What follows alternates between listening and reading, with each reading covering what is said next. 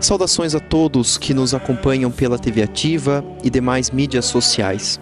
Neste fim de semana, o terceiro domingo do tempo comum, nós escutaremos o Evangelho retirado do livro de Lucas, que compreende o início do Evangelho de Lucas no capítulo 1 e também discorre até o capítulo 4. Muitas pessoas já tentaram escrever a história dos acontecimentos que se realizaram entre nós, como nos foram transmitidos por aqueles que desde o princípio foram testemunhas oculares e ministros da palavra. Assim sendo, após fazer um estudo cuidadoso de tudo o que aconteceu desde o princípio, também eu decidi escrever de modo ordenado para ti, excelentíssimo Teófilo. Deste modo, poderás verificar a solidez dos ensinamentos que recebeste. Naquele tempo, Jesus voltou para a Galileia, com a força do Espírito, e sua fama espalhou-se por toda a redondeza. Ele ensinava nas suas sinagogas, e todos o elogiavam. Ele veio à cidade de Nazaré, onde se tinha criado. Conforme seu costume, entrou na sinagoga no sábado, e levantou-se para fazer a leitura. Deram-lhe o livro do profeta Isaías. Abrindo o livro, Jesus achou a passagem que está escrito: O Espírito do Senhor está sobre mim, porque Ele me consagrou com a unção para anunciar a boa nova aos pobres. Enviou-me para proclamar a libertação dos cativos e aos cegos recuperar a vista, para libertar os oprimidos e para proclamar um ano de graça do Senhor. Depois, fechou o livro, entregou-o ao ajudante e sentou-se. Todos os que estavam na sinagoga tinham os olhos fixos nele. Ele então começou a dizer-lhes: Hoje se cumpriu esta passagem da Escritura que acabastes de ouvir. Caros irmãos e irmãs, como nós percebemos, o Evangelho deste fim de semana é dividido nessas duas partes. Esta primeira introdução, feita pelo autor sagrado, que tem como objetivo transmitir a Teófilo os ensinamentos e, acima de tudo, demonstrar que os ensinamentos anunciados pelos profetas eram de fato verdadeiros, eram realmente aquilo que Cristo havia realizado. Muito pode nos estranhar este nome Teófilo, mas Teófilo é uma junção de duas palavras gregas, Theo, que significa Deus, e Philos, que representa filho. Ou seja, o autor sagrado dirige este escrito do Evangelho de São Lucas para todos aqueles que se consideram filhos de Deus. Teófilo não é só uma pessoa.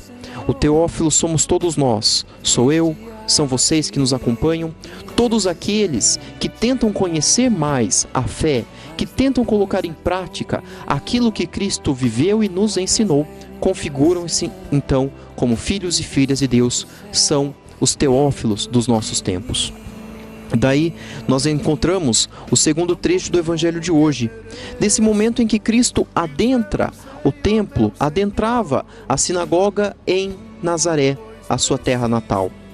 E Cristo faz a leitura do profeta Isaías, que anunciava a vinda do Messias. Esse trecho do Evangelho, ou melhor dizendo, esse trecho da profecia de Isaías, fala da vinda do Messias. Lembremos, caros irmãos e irmãs, que no tempo de Jesus, muito se esperava pela vinda do Messias.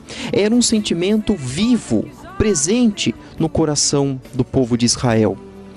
E Cristo então anuncia que o Messias irá chegar. O Espírito do Senhor está sobre aquele que foi ungido para anunciar a boa nova, que veio para libertar os pobres, veio para recuperar a vista, veio para proclamar esse ano da graça. E Cristo, ao terminar essa leitura, ainda diz: hoje cumpriu-se esta profecia. Cristo chamava para si essa dimensão messiânica que o povo de Israel tanto tempo aguardava e desejava. Assim, nós percebemos que o ministério público de Jesus configura-se realmente em trazer a dignidade, em recuperar a vista, não apenas aquilo que nós somos capazes de enxergar, mas recuperar a nossa vista plenamente, ou seja, abrir os nossos olhos muitas vezes para situações difíceis que estão à nossa volta e nós ignoramos. Nós como que agimos na cegueira. Cristo também anuncia este ano da graça. O ano da graça era uma prática presente em Israel, na qual todas as dívidas eram perdoadas. Os escravos, no ano da graça, eram libertos. E é justamente isso, então, que Cristo anuncia. Essa liberdade plena aos escravos. Essa liberdade plena não só a pessoas que eram obrigadas a servir aos seus senhores, mas todos nós que somos como que escravos do pecado, somos também contemplados pelo anúncio do ano da graça do Senhor. Acima de tudo, meus irmãos e minhas irmãs, Cristo, ao vir ao mundo, anuncia neste fim de semana o seu projeto de ministério. Anuncia aquilo que será realizado por sua vontade, que na verdade é a vontade do Pai, é a vontade de Deus que se planifica na vinda do Cristo ao mundo. Todos nós então somos convidados a nos assemelhar à liturgia da palavra, que também nos traz o texto de São Paulo aos Coríntios, aonde ele vai falar sobre a diversidade dos membros da comunidade e que todos nós possuímos sim uma importância. Por isso, pautados pela palavra do Senhor, somos convidados a mudar a nossa vida, nos assemelharmos aos ensinamentos do Evangelho e, acima de tudo, aguardar esperar e sentir esta realização dessas promessas que Cristo anunciou na sinagoga em Nazaré e também continua a anunciar nos dias de hoje. Também, caros irmãos e irmãs, aproveito esse momento para lembrar a todos vocês que passam pela nossa Igreja Catedral de Santo Antônio aqui no centro de Piracicaba. Já faz um ano, nós estamos no processo de reforma, de mudanças, de ampliações e melhorias dentro do nosso templo, dentro da nossa igreja. E agora, no decorrer desta semana, a partir de segunda-feira, dia 27, todas as nossas atividades serão transferidas para a Capela São Benedito, que localiza-se na Rua do Rosário. Todas as missas, todas as celebrações, atendimento da secretaria, missas diárias, atendimento dos padres serão mantidos, mas a partir de agora, do dia 27 de janeiro ao dia 15 de fevereiro, serão realizadas na Capela São Benedito.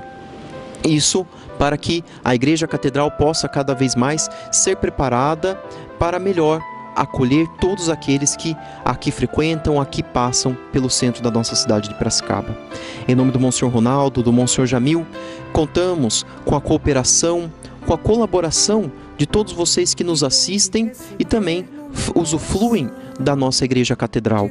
Contamos com as suas orações e também com a generosidade de vocês. Se você quiser fazer parte dessa grande empreitada, faça parte. Adquira já o seu carnê da campanha Abrace a Catedral. Ajude nas coletas, nas ofertas que você faz à nossa paróquia, à nossa comunidade. Lembrando que tudo aquilo que é arrecadado é revertido então para o bem-estar dos fiéis que por aqui passam. Desejo a todos vocês que nos acompanham um excelente e abençoado fim de semana, que a bênção de Deus possa ser manifestada e ser sentida ao longo de toda a nossa vida, em nossas casas, em nossos locais de trabalho, aonde quer que estejamos. Que Deus sempre os abençoe e os guarde. E voltamos aos estúdios da TV Ativa.